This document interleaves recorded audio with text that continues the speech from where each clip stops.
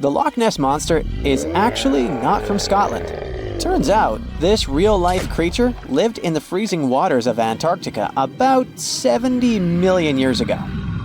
In 2019, researchers discovered fossils of a huge, prehistoric marine reptile that looked a lot like what people described as Nessie. This beast was terrifying, measuring up to 36 feet long with a massive giraffe-like neck. It also weighed around 15 tons, which is about the size of 3 elephants. Next up on our list of huge animals is a penguin. I know penguins aren't exactly what you'd call big, but scientists have just found what they think might be the biggest penguin ever, the Kumimamu fordyce. It's believed that these giant birds were hanging around New Zealand about 55 million years ago, and they were huge, weighing over 330 pounds. That's about 5 times the size of the emperor penguins, which are considered the largest penguins alive today. Now, let's move on from massive creatures to something much smaller. Meet B. manfredschmidti, a great ape that lived around 12 million years ago in what is now Germany. This creature is very special, as it's the tiniest great ape ever discovered. And when I say tiny, I really mean it.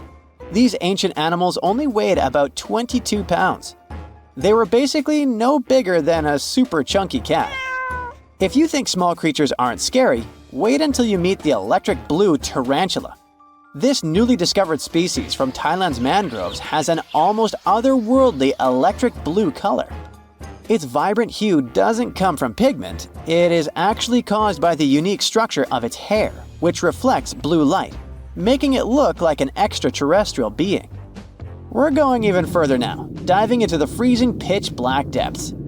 At around 2,000 feet deep in the Andaman Sea, scientists found a new species of ghost shark, which they named Chimera supape. Their appearance is straight out of a horror movie. They have sleek, pale bodies, frills that look like feathers, and large, creepy eyes. These ghost sharks aren't actually sharks, but they are related, having diverged from their cousins about 400 million years ago. The good news is they're not too scary since they're only a bit bigger than a shoebox. Just when you think we can't find stranger creatures, we come across this ancient amphibian from Brazil. Scientifically known as K. rosei. This newly discovered giant crocodile-like creature lived during the Triassic period, over 240 million years ago. At nearly 10 feet long, it had a powerful jaw, resembling the modern-day alligator.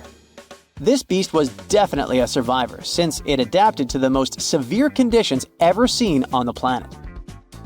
Last year, scientists were tracking the dense Amazon rainforest at night when they found some quirky orange spiders that looked like they were wearing black boots.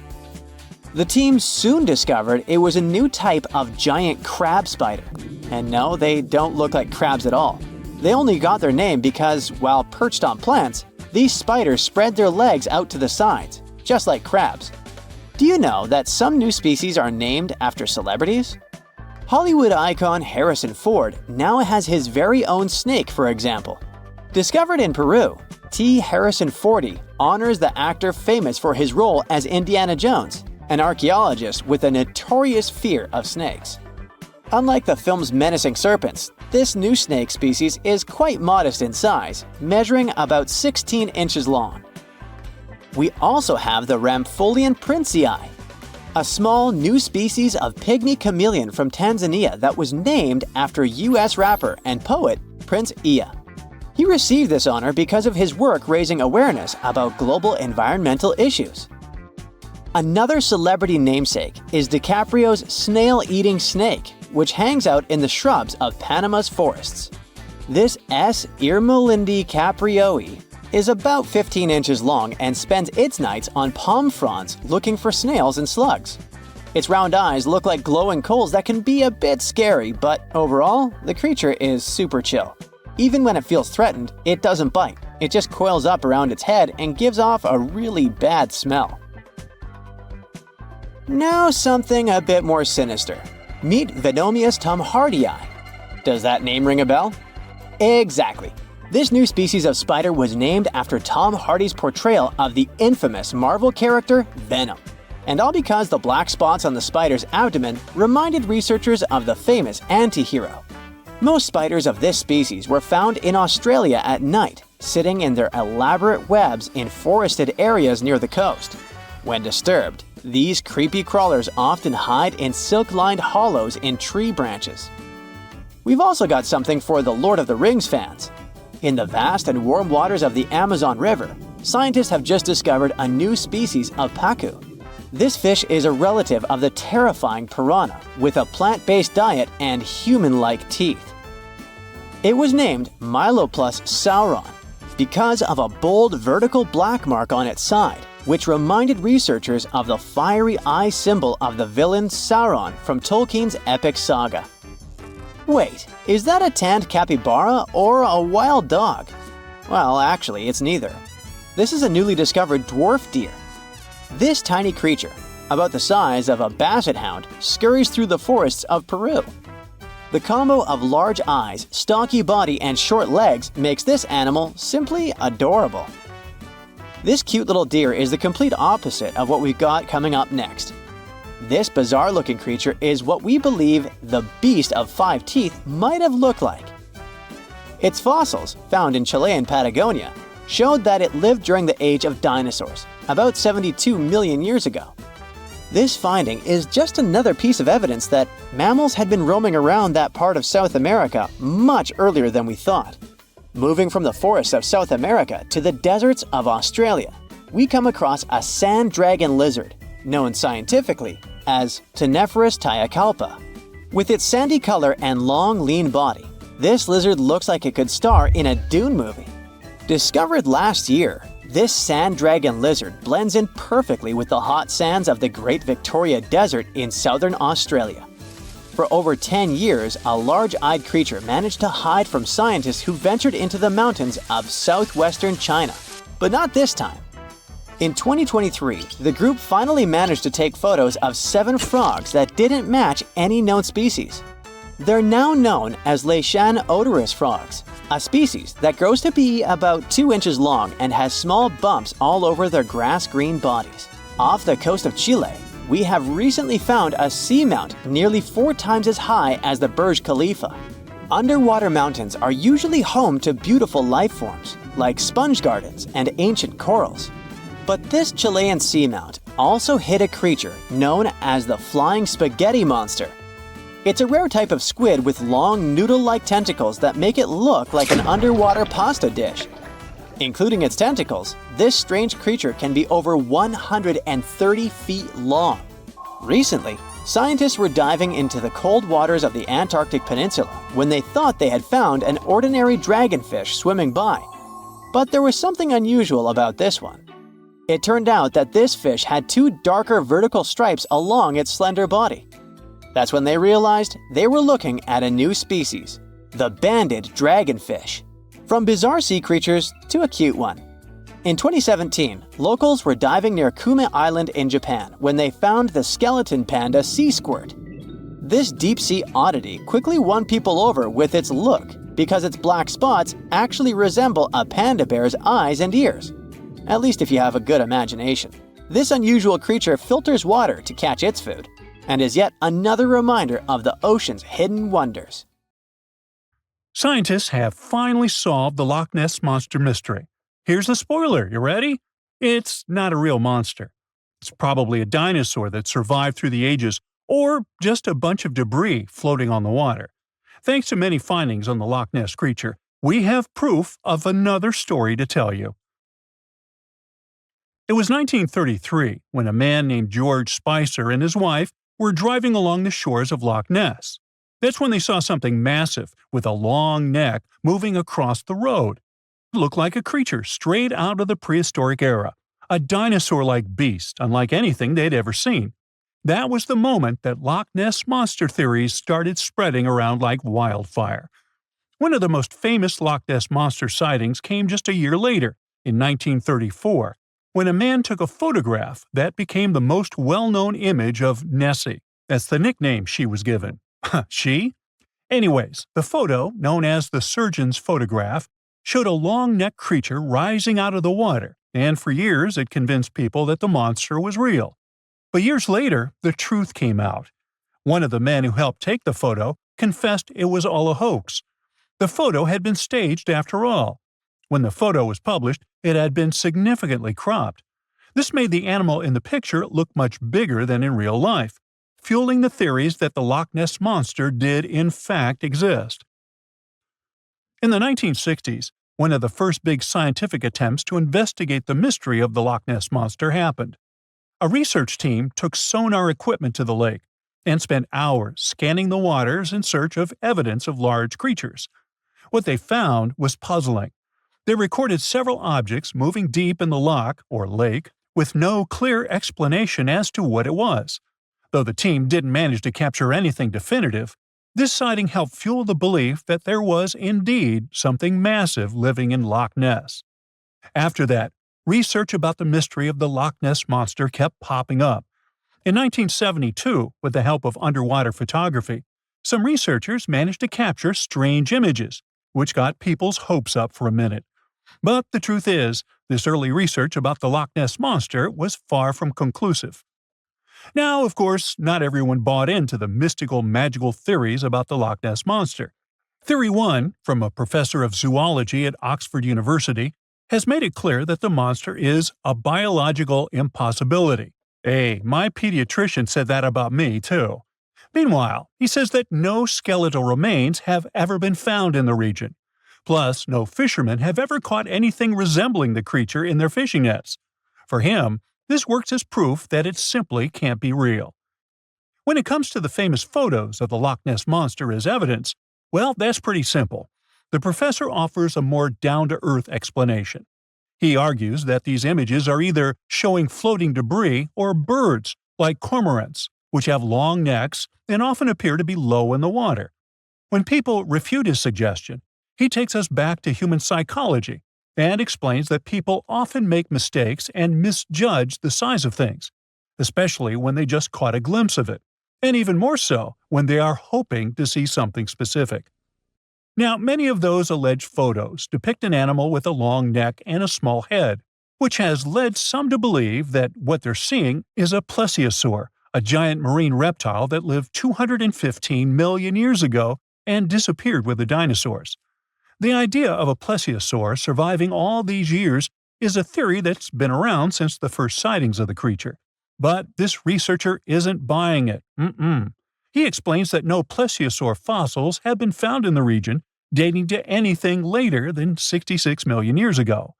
The idea of a prehistoric creature still lurking in the waters of Loch Ness just doesn't hold up scientifically.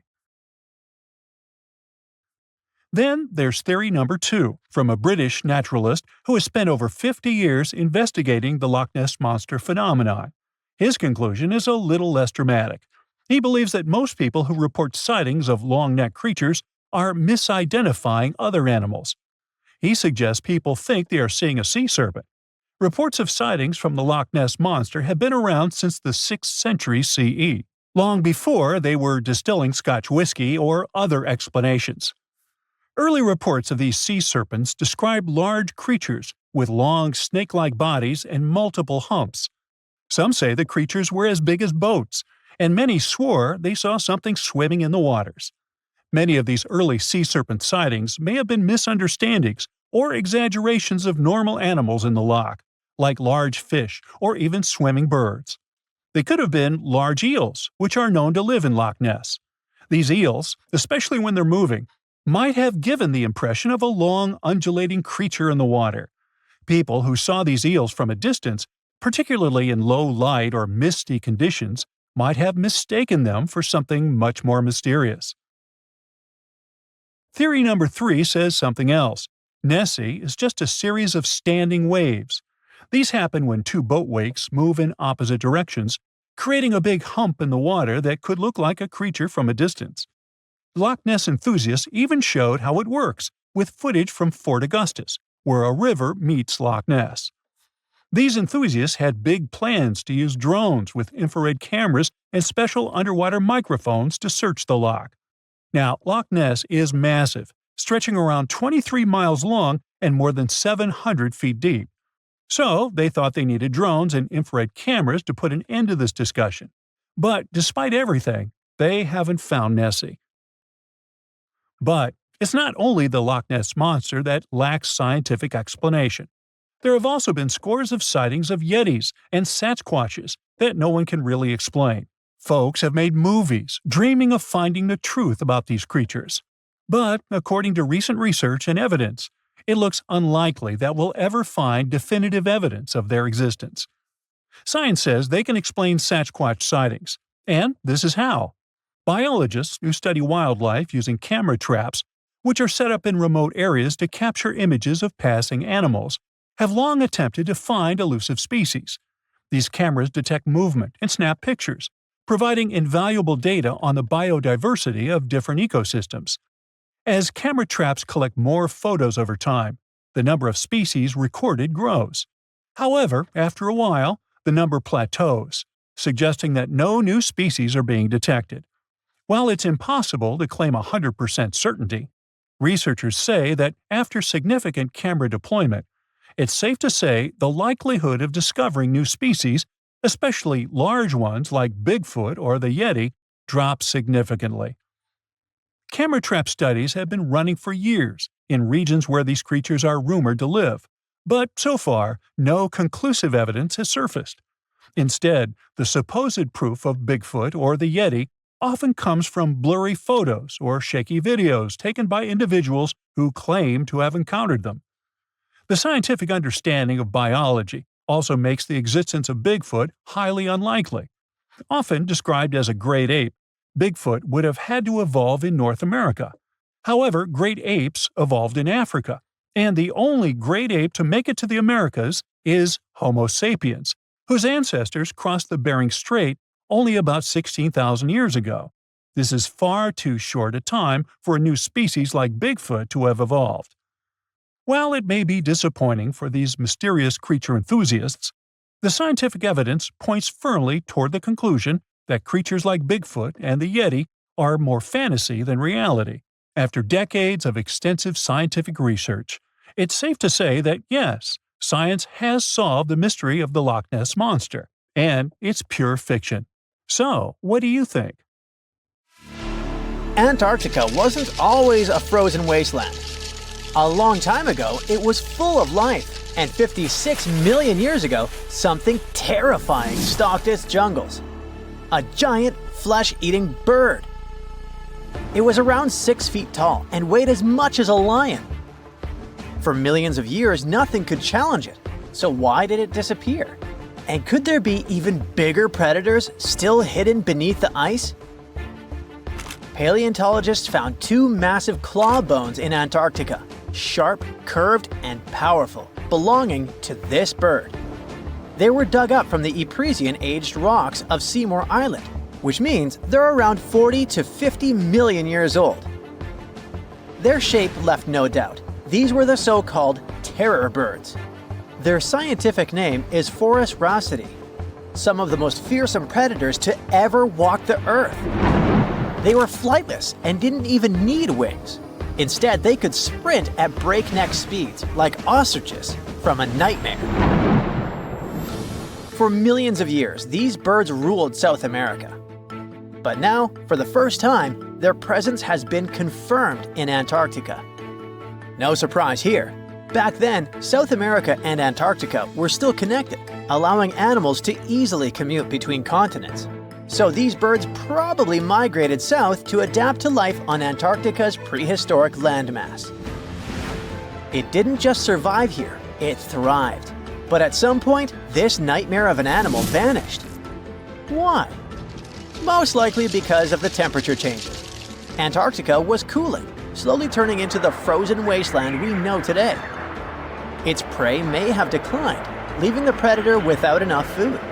Eventually, it disappeared, leaving no descendants behind. Researchers hope that they'll find a complete skeleton eventually. They're also wondering where there might be even bigger species waiting to be discovered. Perhaps these birds evolved into a completely new Antarctic lineage. But for now, all we have are 2 giant, creepy claws. People often think that there are almost no animals or plants in Antarctica. But that's not true at all. Penguins waddle around, and forget the cute tiny ones. Antarctica used to have 6-foot-tall monsters. The emperor penguins are the largest penguin species alive today. They can dive over 1,800 feet deep and hold their breath for over 20 minutes. There were giant ancient penguins around 38 million years ago. They were the size of humans. Fossils show they had long, sharp beaks, making them terrifying hunters of fish and squid. The fish there are also absolutely fascinating. Forget giant squids. Colossal squids are nightmares even bigger. Some reach over 40 feet long with massive, super sharp beaks and eyes the size of dinner plates. Finally, orcas, the apex predators of the Antarctic Ocean. They hunt in packs, working together like a wolf pack of the sea to take down seals, fish, and even massive whales. There are even tiny plants like moss and algae. Antarctic hairgrass and pearlwort. They somehow survive against all odds. There are many other myths going on about Antarctica. For example, some people think that when icebergs break off from glaciers, they immediately start drifting straight into the open ocean until they melt. But the reality is way more chaotic. First, when an iceberg breaks off from a glacier or ice shelf, it has to deal with underwater obstacles. It can stay stuck on the seafloor for decades without moving. Then they get caught in powerful whirlpools and spin in place for months. One iceberg, a 23A, spent nearly 40 years frozen in place before finally breaking free, only to get caught in a swirling ocean vortex for another 8 months.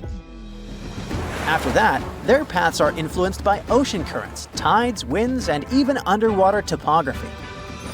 They don't just float freely. Their movements are full of literal, unexpected twists.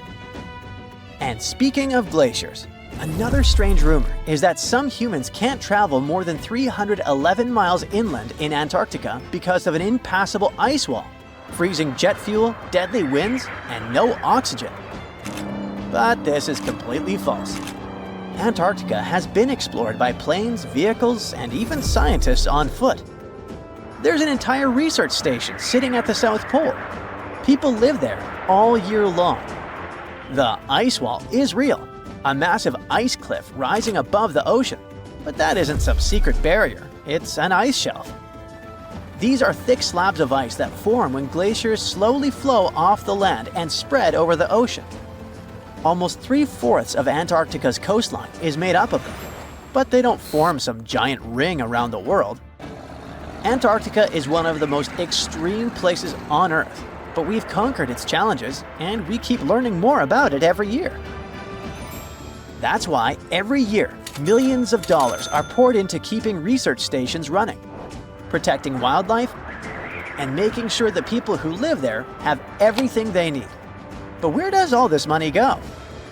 Well, Antarctica stations are basically small cities. There's electricity, heating, water purification, food storage, and medical facilities. The biggest station, McMurdo, is basically a town with over 1,000 people in summer.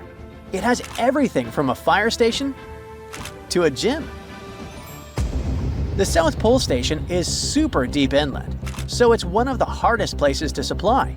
Getting food and fuel there requires airplanes flying thousands of miles in extreme cold. But the internet loves a good mystery. When Google Maps revealed what looked like a massive doorway in Antarctica, conspiracy theorists went wild.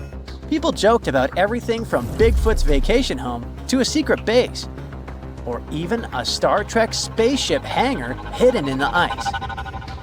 But there's a way simpler and less exciting explanation. It's actually a grounded iceberg, a chunk of ice that got stuck in shallow water and is now slowly melting. As ice moves across the landscape, it flows around bumps and obstacles, creating odd shapes. The process of melting, breaking apart, and refreezing can carve ice into unexpected forms. Antarctica also has incredibly strong downward-blowing winds that sculpt ice into dramatic formations over time. No secret doorway, unfortunately.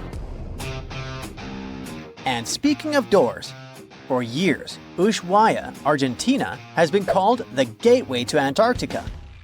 The last stop before the icy continent. The place where expeditions begin. But there's another option. Punta Arenas, Chile. Let's compare them. Ushuaia is closer to Antarctica.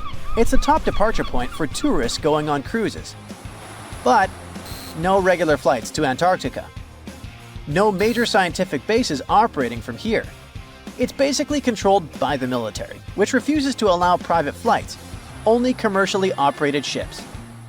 Yes, Punta Arenas is further from Antarctica, but 22 countries and global organizations use it as their main base. There are regular flights to Antarctica happening there every year. Private airlines can actually operate here, making it the real air connection to Antarctica. Ushuaia may have the best location physically, but Punta Arenas actually runs the show. Argentina made a huge error in picking its Antarctic airbase. Instead of setting up a simple, accessible base at sea level, they built Marambio Base, very high on rough terrain, completely impossible to reach by land. Everything has to be flown in by helicopter, making operations slow, expensive, and frustrating. For 50 years, Argentina stubbornly stuck to this bad decision, while Chile set up efficient, well-planned bases that the world now uses. If things don't change, Ushuaia will be nothing more than a tourist stop. But what's terrifying is that Antarctica seems to be returning to its past. It's supposed to be the coldest place on Earth, but something shocking happened just recently. For the first time in recorded history, temperatures in Antarctica broke 68 degrees Fahrenheit. This continent is buried under miles of ice. Usually, temperatures there can drop to minus 112 degrees. But in the winter of 2020, scientists recorded an insane 69 degrees on Seymour Island, hotter than many places in Europe at that time.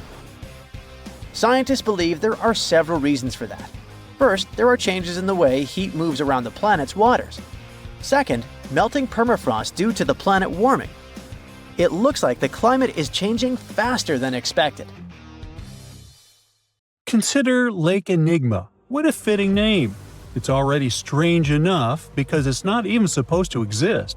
But now, we stumbled upon actual life deep beneath it. And this just might help NASA in their search for life in outer space.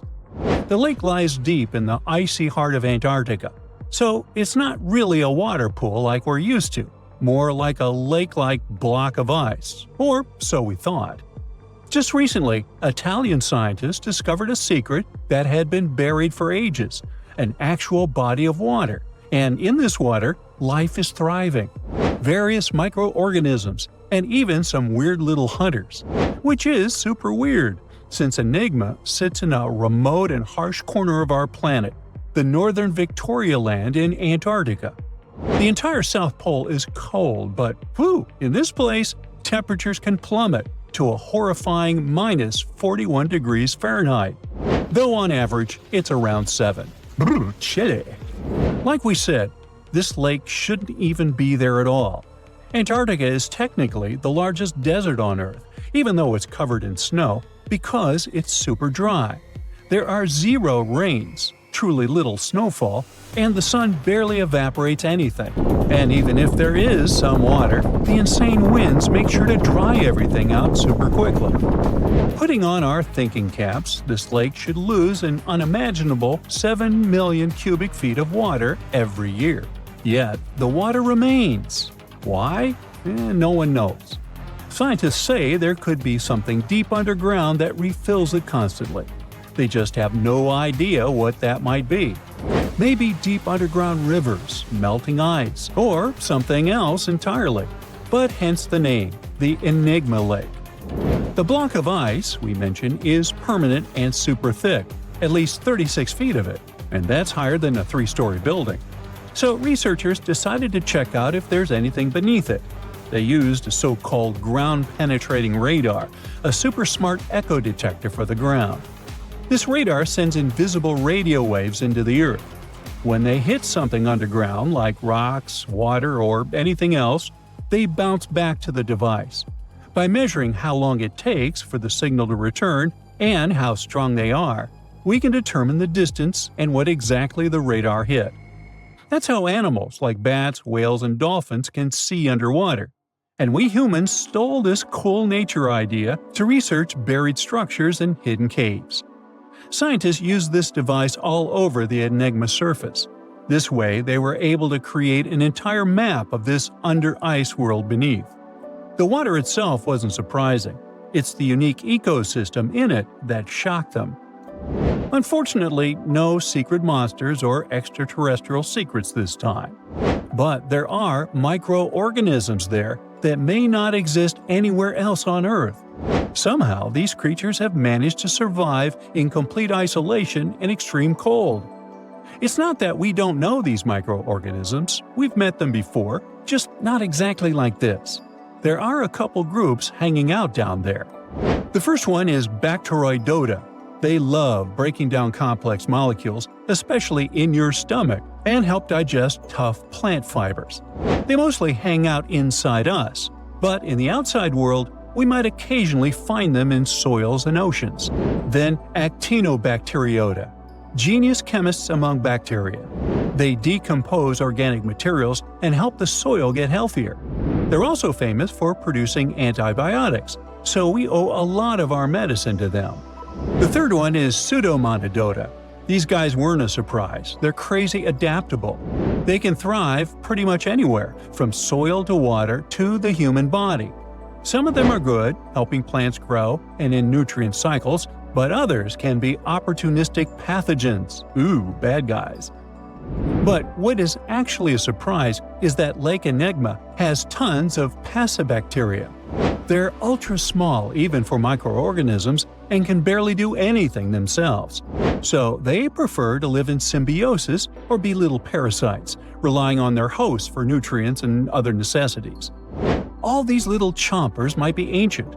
They could be remnants of a time before the lake froze over completely, which is hundreds of thousands of years ago. It's simply weird to encounter these bacteria in the Enigma lake, especially the little parasites. Passibacteria usually love low-oxygen environments, but this lake is very oxygen-rich, not even mentioning an almost 40 feet of ice above. So all this means that even though we know who these guys are, this specific species might be new to us. They could have evolved with some unique adaptations and abilities using the lake's unusual chemistry. They probably rely on a super simple and delicate food web. Some of the microorganisms produce energy from light, well, whatever light gets down there, or the lake's chemicals. The symbiosis guys most likely survive by living on or inside their neighbors.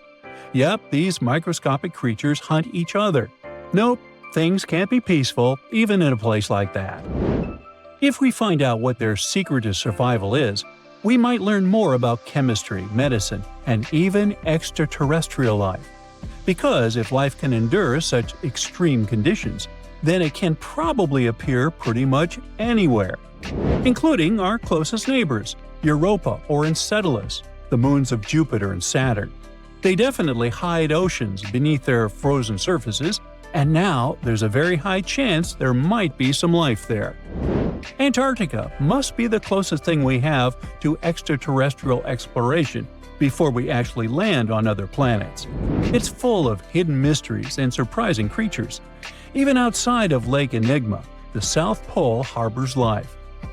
Just take the McMurdo Dry Valleys, which are often referred to as Earthly Mars.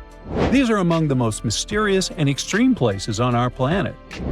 They're stretching across Victoria Land in Antarctica, and this is one of the driest places on Earth. Makes sense if you remember the name. Surprisingly, unlike other parts of the South Pole, this land is almost entirely devoid of snow and ice, just lots of super cold ground. There might even be some sand dunes nestled here and there between the rugged mountains. The ground is mostly covered in loose gravel, scattered with ancient rocks made of granite, and something interesting called gneiss, just spelled differently. It's the type of rock that's been through a lot, literally. It's usually born when granite and sedimentary rocks have to endure insane pressure or horrifying heat for a while, a process called metamorphism. These conditions are so intense that they literally rearranged the minerals into layers. That's why gneiss has such beautiful foliated looks. It's the planet's version of baking a layered cake. It's amazing because this place is almost exactly the way it was millions of years ago. These valleys are frozen in time, and they give us a little glimpse into Earth's distant past. And that includes life. Once again, local winds are absolutely terrifying gusts of cold air racing downhill, and they evaporate snow faster than it can even melt. So, logically, you shouldn't find much water here, not even mentioning life. But somehow, you can still stumble across frozen lakes and saline ponds in the dry valleys. And local life stretches all reason and our understanding of biology. It exists inside the rocks themselves. Microorganisms are hidden in slightly moist cracks and crevices. Deep inside, there's endolithic bacteria. These guys are super chill. Instead of moving around like other microorganisms, they always stay put inside their little rocky homes. How do they survive? Through photosynthesis. Just like plants, they take teeny tiny parts of light that gets in crevices and acts like little solar panels, getting energy from the sun. Meanwhile, in another place, beneath the Taylor Glacier, there's bacteria that literally doesn't eat anything. Not comfort, not sunlight, not even oxygen. These guys rely on a diet of dusty rocks and sulfur to fuel their weird metabolisms. By breaking down sulfur and iron, they get energy to sustain themselves. This way, they easily survive in deep seas, at sub-freezing temperatures, completely cut off from sunlight, oxygen, and the world itself. This place is fascinating for both its life and the lack of it. In some parts of the valleys, like University Valley, yes, that's what it's called, the permafrost is so harsh that no microbes were found at all. This might be one of the only places on Earth where life appears to be completely absent, a quite scary idea. Anyway, now scientists are thinking about learning more about Lake Enigma and drilling this Mars-like environment, exactly for that reason, to see how we could get samples from Mars in the future. Look at those lush coniferous forests and tundra. What a wonderland! You may have mistakenly thought it's Canada, but it's not. It's Antarctica, about 34 million years ago. So what makes Antarctica this frigid today? It turns out a mix of dropping carbon dioxide levels and some tectonic shuffle played a huge role in transforming this ice-free paradise into the frozen continent we know now. About 50 million years ago, CO2 concentrations were sky high, strutting around at around 1,000 to 2,000 parts per million. But as those levels tumbled down, global temps started to drop, paving the way for the mighty ice sheets that later took over Antarctica. While the CO2 dive was happening, tectonic activity was also working its magic. The big split between South America and Antarctica opened up the Drake Passage, which created the Antarctic Circumpolar Current. This powerful current acted like a bouncer, keeping warm air and ocean currents from crashing the Antarctic party, and helping keep things rather frosty. If you mix up Australia and Antarctica, you're not that wrong. These two continents used to be one. If you mix up Austria and Australia, it's much worse.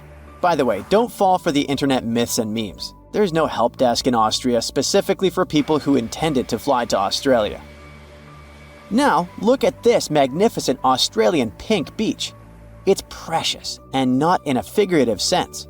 Those mysterious pinkish sands are actually garnet, and it's widely used in jewelry.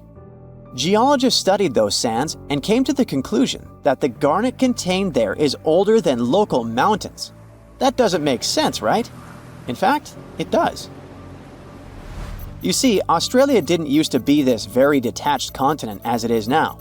Many millions of years ago, Australia and Antarctica were part of the supercontinent Gondwana, and glacial erosion released the garnet, which eventually made its way to the beach. These sands formed when South Australia was flat and chill, long before the mountains appeared. Most garnet gets washed away, but this batch has a rich history, tracing back to glacial rocks in the Transantarctic Mountains. So this pink sand comes from an ancient mountain range hidden under Antarctic ice. Not only does Antarctica ice hide gems like garnet, if you look harder, you might find entire buildings. Sounds insane, but this is exactly what a British explorer did. His name is Chris Brown, and he uncovered an entire building beneath the ice. He was traveling to the pole of inaccessibility, and it all started with a bummer. Chris and his son had their plane broken. Suddenly, they spotted a lone bust peeking out of the snow. This place was an old meteorological station. Despite freezing conditions, Chris and his son Micah had a blast exploring. Chris is on a mission to conquer all 7 earthbound poles of inaccessibility and has tackled 5 so far. I guess you already know that Antarctica is the largest desert on Earth, much larger than the Sahara or the Gobi. Still, despite being the driest continent on Earth, it boasts a seriously weird waterfall. Nestled in the mesmerizing McMurdo Dry Valleys, it's 5 stories tall and looks like it's gushing blood. It's even called Blood Falls. It may look outlandish and even frightening, but its nature can be easily explained. The water that creates this crimson cascade was once a salty lake, but over time, it became sealed off from the outside world when glaciers formed on top of it. Now, this ancient water hanging out 1,300 feet below the surface has cranked up its salt levels to 3 times saltier than the ocean. This salt water is also loaded with iron and gets 0 oxygen or sunlight. When the iron-rich water trickles through a crack in the glacier and meets the air, it rusts up, turning dark red. You may have mistakenly heard that no bug species belongs to Antarctica, but it's not exactly true, because there's this tiny Antarctic midge living there. Plus, there are some spiders too. Those aren't your average spiders hanging out in the darkest corners of your apartment. Those are critters lurking in the chilly darkness of the Antarctic ocean floor. These little marine creepers are actually arthropods and can stretch around 20 inches across. As if that wasn't bizarre enough, they also breathe through little holes in their legs. Quick question. What's the color that you associate most with Antarctica? I'm sure it's white. That's my association too. However, Antarctica may look like a slice of watermelon. That colorful snow comes courtesy of a tough little algae called Chlamydomonas nivalis. When things start to warm up during the Antarctic summer, these little guys release their vibrant red and green spores, painting the snow in wild and funky colors. But it's best to steer clear because that snow is not just a pretty sight. It's also toxic and definitely not edible. Searching for fossils is always a blast, but when you're in one of the most remote spots on the planet, it gets even more exciting. A diverse team of scientists recently hit the mother lode, pulling in over a ton of fossils from ancient marine life, dinosaurs, and birds from the late Cretaceous period, about 71 million years ago. Their adventure kicked off with a flight to South America, followed by a 5-day trek through the infamous Drake Passage. Upon reaching Antarctica, they set up camp using helicopters and inflatable boats. You might be thinking, why dig in Antarctica with all that ice? Well, it turns out there are places where rocks pop up, depending on the season. The team went to James Ross Island, located in the Antarctic Peninsula, and they went there during February and March. And that's one of the few parts of Antarctica where in summer, rocks are exposed, and those rocks can come from the age of dinosaurs. The expedition was a success, as they discovered over a ton of remarkable finds. Next up, the fossils will head to Chile before making their way to Pittsburgh's Carnegie Museum of Natural History. Among their discoveries, they found relics dating back about 71 million years, alongside some around 67 million years old, including plenty of snails, clams, and various marine creatures. Yikes! Look at this creepy sea worm. It could live in LA and be a star in a horror movie, but it chooses to call the chilly waters of the Southern Ocean near Antarctica its home. These worms can grow up to 8 inches long and 4 inches wide, but don't let their spooky exterior trick you. Research suggests they might actually be superheroes in disguise, playing a vital role in keeping ecosystems buzzing. Now, see that head? It's not really a head. It's just a retractable throat that helps this toothy creature chow down on its meals. Antarctica has many creepy critters to offer. Let me introduce you to the Antarctic strawberry feather star. It's not like Patrick from SpongeBob, though. It's more like a deep-sea creature straight out of a horror movie. Picture this: 20 wiggly arms, some stretching up to 8 inches, all decked out with these bizarre little bumps. Yikes indeed. Back in 2014, scientists buried 34 seismic monitors in the snow on the Ross Ice Shelf, which is huge. Think of it as an ice slab the size of Texas, just chilling over the Southern Ocean. These clever little machines picked up a nearly non-stop buzzing. Even though our human ears usually can't catch these low-frequency sounds, scientists have worked their magic and made them audible for us. They even shared the creepy audio online. A glaciologist from the University of Chicago says that if you could hear this vibration, it'd sound like a swarm of cicadas taking over the backyard in late summer. But these glacier explorers weren't trying to capture spooky tunes. They're actually on a mission to monitor the Ross Ice Shelf because things are heating up, literally, and the ice is melting faster than ice cream on a hot day. Ice shelves are like Earth's safety plugs, keeping all that massive ice from surging into the ocean. So what exactly is making all that noise? It's likely just strong winds whipping across ice dunes, creating a kind of natural vibration.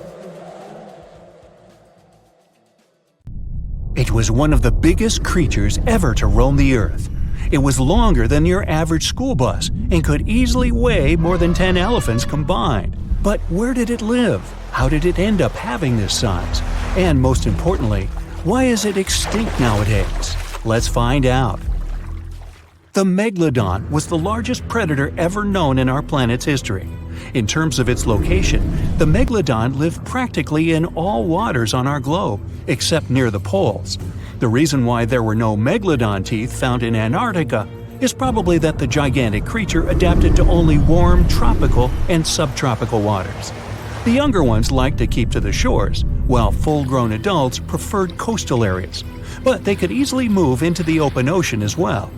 How do we know the Megalodon was so widely spread? We can only presume, based on the fact that they discovered the most northern fossils off the coast of Denmark and the most southern in New Zealand. The discussion of how the Megalodon got this size is still open in the scientific community. They recently found out that not all the specimens from this fascinating species reach the same huge size. This has to do with a little something called the Bergmann's Rule, which says that the temperature of the surrounding environment affects the animal's body size because they either need to conserve or shed heat. The megalodons that reach cooler waters probably needed more body weight to make sure they survived in low temperatures.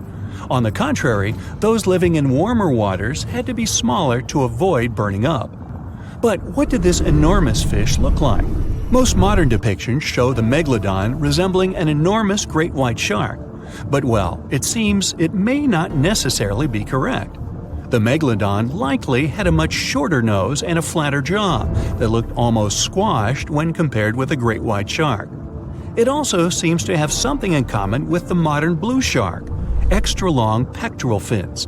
They needed these to support their weight and size while navigating the planet's waters.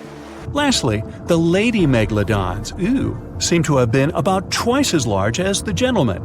As for their offspring, even a small megalodon was enormous, at least 6.5 feet from nose to tail.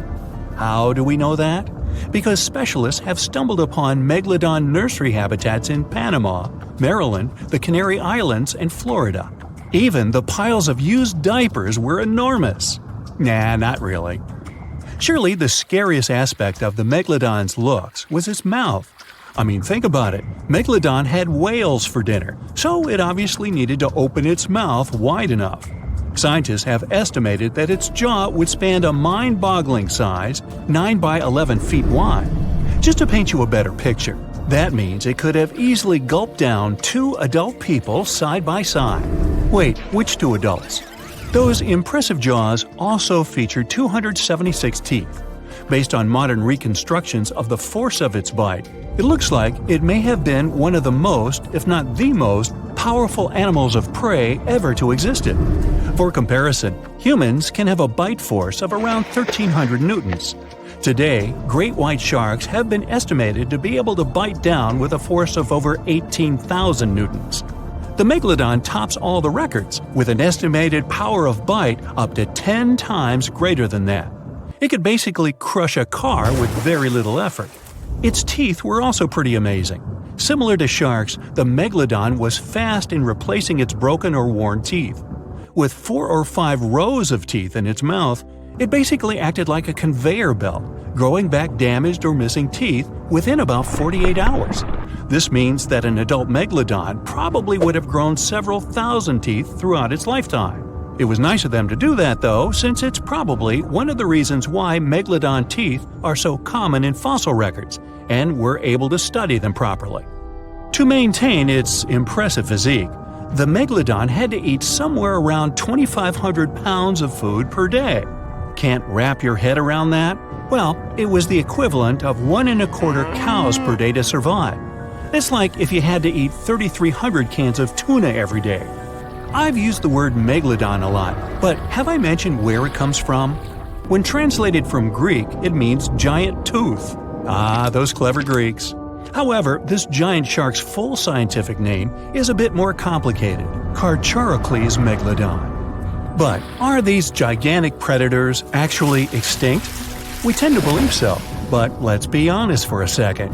We've come to know more about the surface of Mars than the depths of our oceans. Like, we've only explored 15% of our oceans altogether.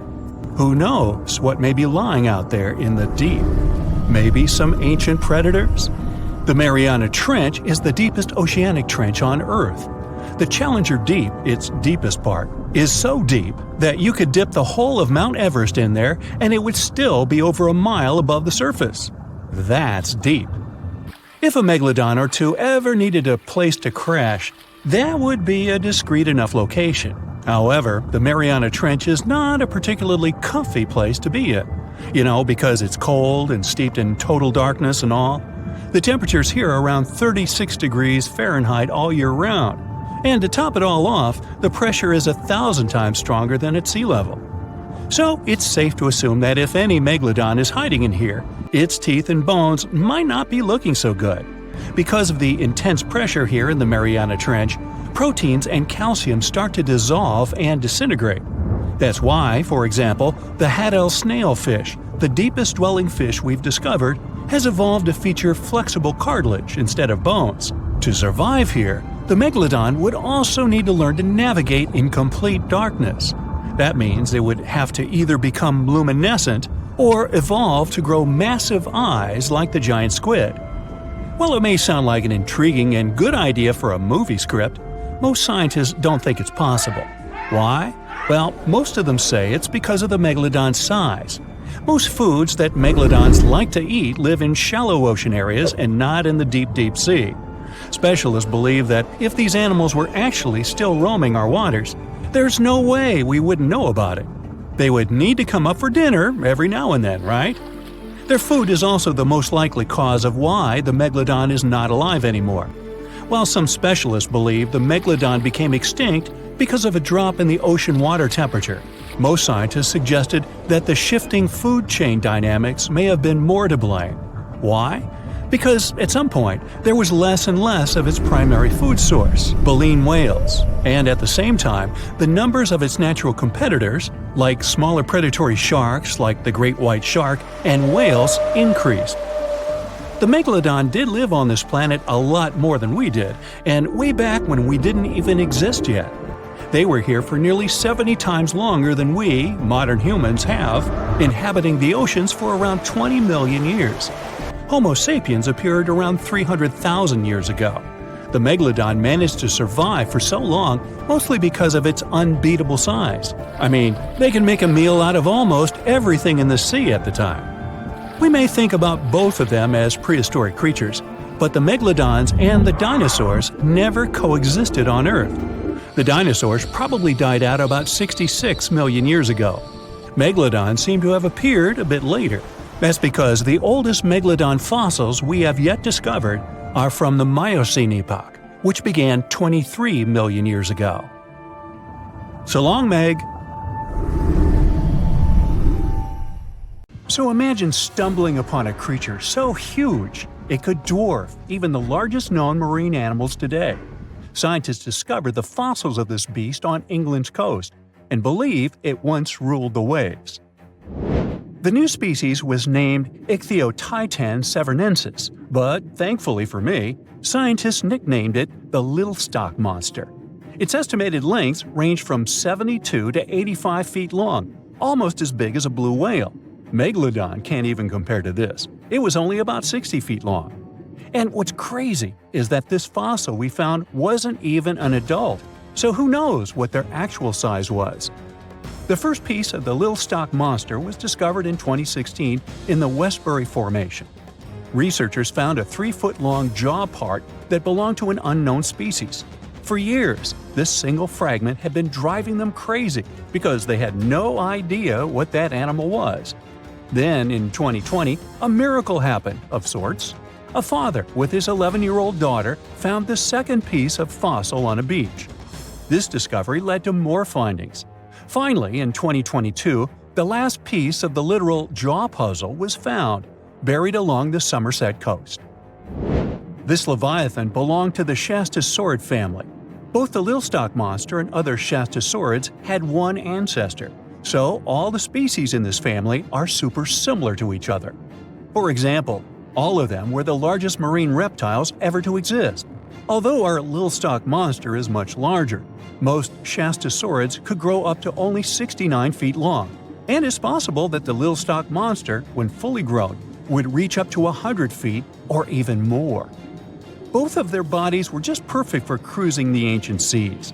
These marine titans were elegant and slender, with an elongated snout. Other marine animals at the time were smaller and looked more like dolphins. Shastasaurids had long paddle-like limbs adapted for efficient swimming. Their skulls show large eye sockets, which means they had excellent vision. If you were in the ocean, no matter what time it was or where you were hiding, they could spot you. They were also incredibly fast and could dive to great depths. Of course, all these things made them the most terrifying predators. They ate pretty much everything, including fish and squid, and you if you were there. They probably captured their prey like whales, opened their huge mouths, and literally sucked the fish in. What made the Little Stock Monster especially scary is that it wins in the jaw competition. For other Shastasaurids, their jaws were a bit weaker, so they hunted smaller fish, kind of like today's orcas.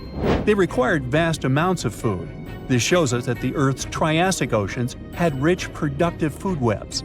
But the Little Stock Monster has this unique feature. It could open its jaw almost 90 degrees upwards. It also had tons of powerful muscles around. Its jaws were horrifyingly strong. So while others were hunting some squids, the Little Stock Monster probably hunted large fish and even other marine reptiles. Fossils of Shastasaurids have been found everywhere in the world, from North America to Asia. This means that these creatures dominated and terrorized the oceans for millions of years, although even they weren't completely safe from scavengers. And that's exactly why we struggle to find these fossils now. Scavengers didn't leave any remnants of them. So, while we have some fossils of this marine family, they mostly remain a mystery for us. They lived in the oceans about 200 million years ago, in the late Triassic period. The Earth looked completely different back then. All continents were united in one Pangaea, a huge landmass. Some parts of this supercontinent were covered with lush conifer forests, while others were dry deserts and open prairies. It was before the famous Jurassic period, but there were already first pterosaurs and amphibians. It seems like those monsters were crazy resilient. The Triassic period was super unstable, but they survived through many changes in the environment. Well, until the last one. The Triassic extinction came out of nowhere. It was one of the Earth's big 5 extinction events. It wiped out almost all species on the planet, including these leviathans. It's still not clear what happened exactly, but it looks like there was a huge tectonic activity. Volcanoes in the oceans were going crazy back then. These massive volcanic eruptions have probably altered the climate and ocean chemistry, leading to the extinction of many species. Scientists have a theory that it might have happened because there was a rain of comets flying to our planet from the Oort cloud. This likely happens about every 200 million years or so. I wasn't around then, so I'm just guessing here. In any case, after the extinction, the Earth took some time to recover. Then it entered the famous Jurassic period. More terrifying sea monsters were on the way. One of them left us a colossal skull. This fossil is 150 million years old, and it also belonged to a sea beast from Jurassic times. They called it the Sea Rex. The name is very fitting. This monster could have broken a car in half with one bite. It was also discovered accidentally. A fossil enthusiast was walking along the Jurassic coast. This place is famous for having tons of ancient fossils, all because of the erosion in stormy weather. Typically, people find small spiral fossils here. However, this time, he discovered a giant sea monster fossil. Excited, he contacted scientists. They arrived at the spot right away and then had to carefully climb down a cliff to search for the rest of the skull. This fragment alone is 6.5 feet long.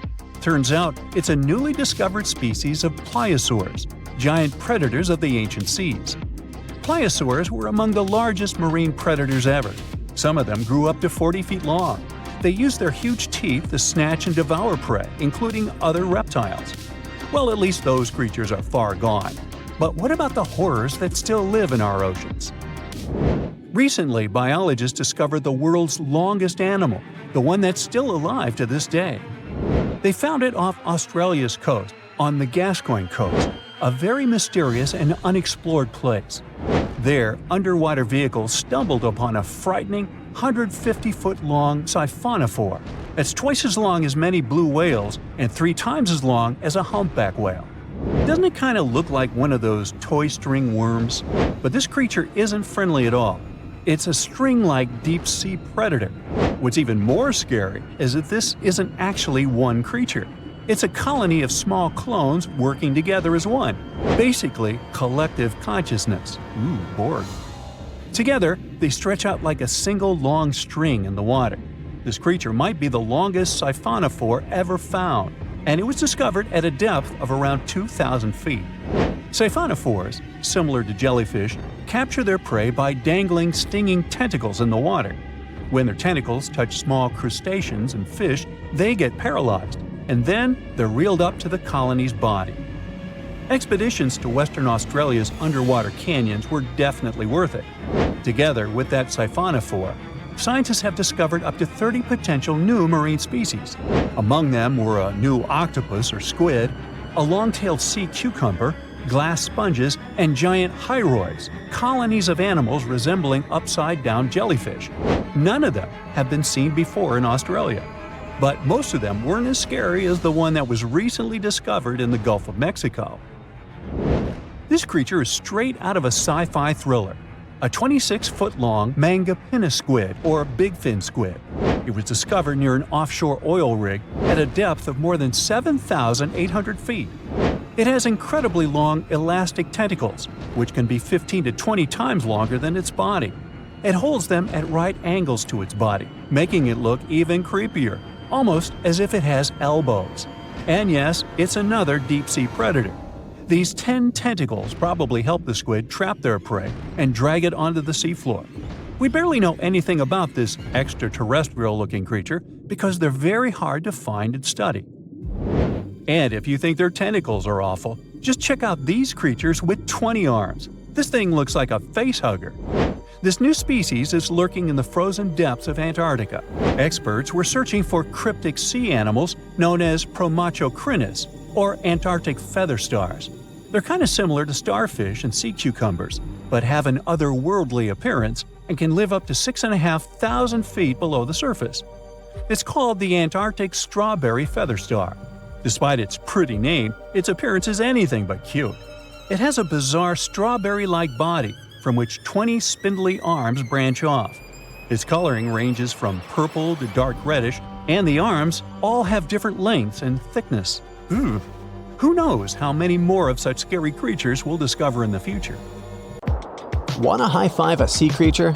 Well, put your hand up for the Tasmanian red handfish. This fish doesn't swim like a fish. It walks. It uses its flipper-like hands to stroll around on the ocean floor. These bottom walkers are disturbed by swimmers and boats a lot. Some people even want to take them home as pets. I think it's better to just give them a wave and swim on by. The vampire squid. Its species name is Vampiroteuthis infernalis, which translates to vampire squid from hell. Oh yes, this vampire squid means to terrify everyone with its name, its dark red color, its spikes at the bottom, and the scary fact that it can basically turn itself inside out. The vampire squid loves putting on a good show, but it's as harmless as a kitten is to humans. It's as if Dracula scared the pants off you, but he didn't have blood-sucking fangs. The vampire squid feeds on food particles from plants and animal matter floating near the ocean's surface. Since they're not predators, they need good defensive strategies, and their vampiric look is designed to ward off large creatures who want to eat them. Turning themselves inside out is a defensive mechanism since the spiky areas in the inner skin are more intimidating. They also shoot out a substance that does not have color, but is packed with bioluminescent particles to distract predators. The vaquita. Going out on a boat off the coast of Mexico sounds like the perfect vacation. The sun, the blue water, the most endangered sea creature. Wait, what? The vaquita isn't dangerous, but don't expect it to stick around to say hello or sign any autographs. It's incredibly shy. This little cow, that's what it means in Spanish, is one tiny sea mammal. With those black markings around its eyes, it looks more like a sea panda to me. Seeing one should make you feel very special. They're on the brink of extinction, mostly because they got caught by accident in fishing nets. It's estimated that there's only 10 left in the wild. The blue dragon. This little creature looks like something out of a kid's fantasy movie.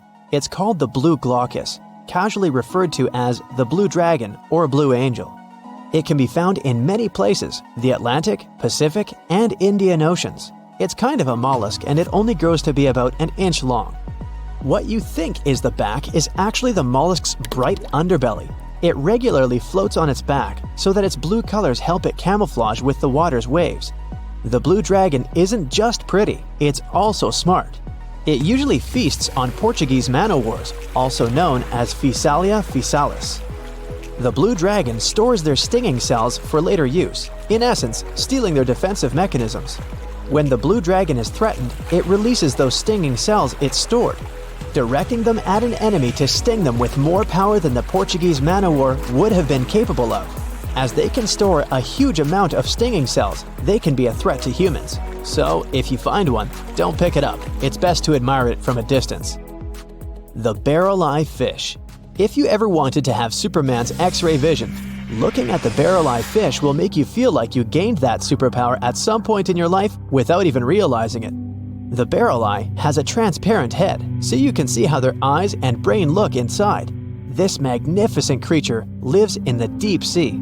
This is the lowest level of the ocean, where strange creatures roam in near-freezing temperatures and constant darkness. They're exposed to water's pressure that's almost 1,000 times that of the surface.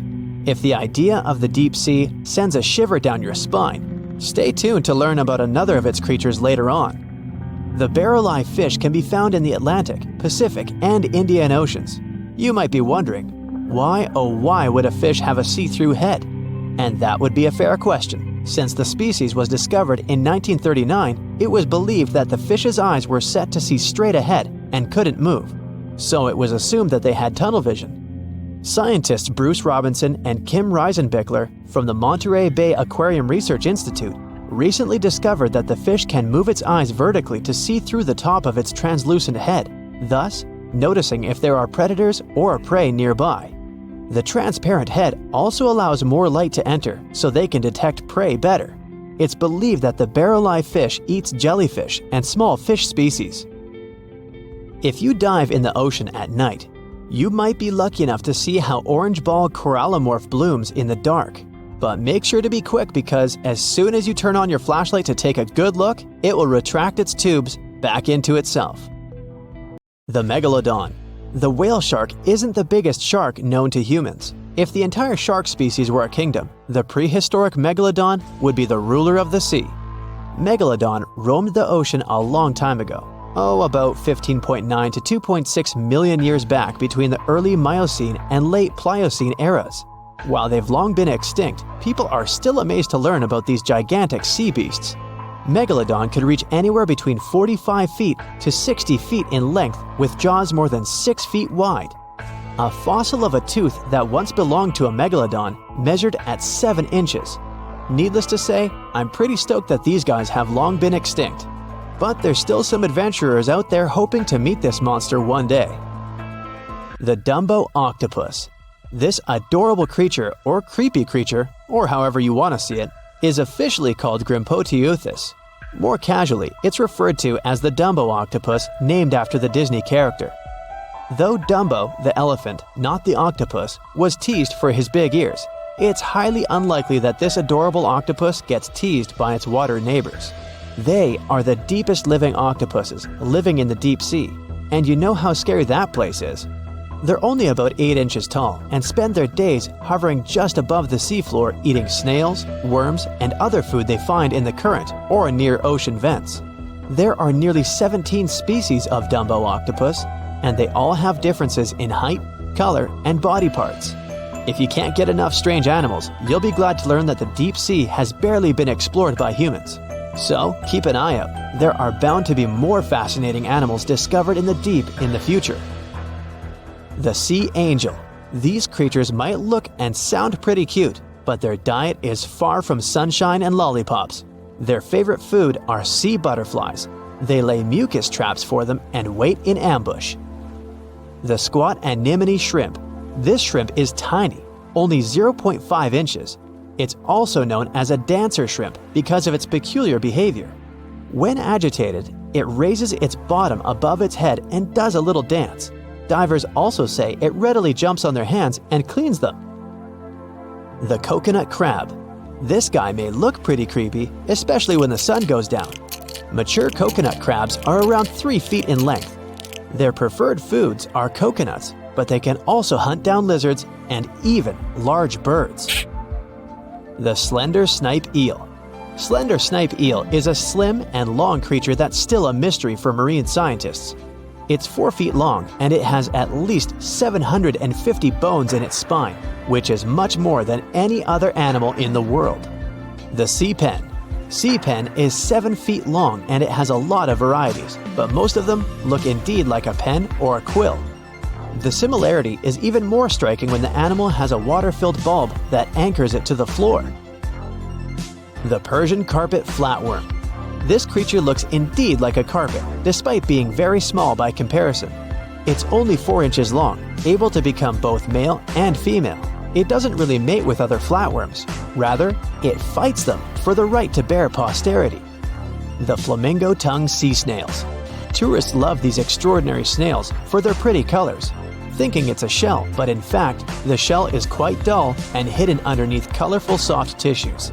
They eat softer, toxic parts of corals and store their toxins to protect themselves.